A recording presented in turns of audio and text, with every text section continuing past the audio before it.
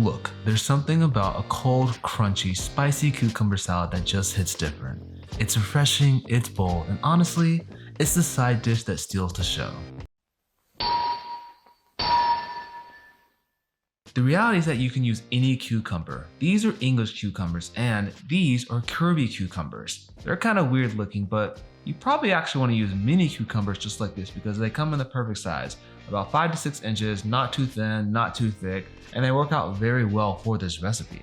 Want to know what else works really well for this recipe? Liking and subscribing. Now after you like and subscribe, cut off the tips of the cucumbers and then lay out 2 chopsticks just like I'm doing here. Preferably use wooden chopsticks, but all I had were metal, so I guess that works too. Now you're gonna take your knife and turn it to 15 degrees, not 45, 15, and cut it just like I am here. Make sure your knife is super sharp and you'll just cut through this cucumber like butter. It's pretty easy, and if you can't do it, well then I guess I'll call Gordon Ramsay. He can come yell at you or something because I don't want to deal with it. But yeah, look, you get a nice little spiral just like I did there. Perfect spiral. But I'm not gonna gatekeep anything. In a few minutes, I'm actually gonna cut this cucumber a little too thick, and the reality is that it actually should be a little bit more on the thin side. If you want more of a crunch, cut it thicker. If you want a little bit of a less crunch, cut it a little more thin. Now, one thing that I forgot to tell you is that when you're cutting the cucumber on the other side, you're gonna cut in between the lines. So look at how I'm doing here. I'm cutting in between those lines to get that perfect spiral. That is the only way to do this.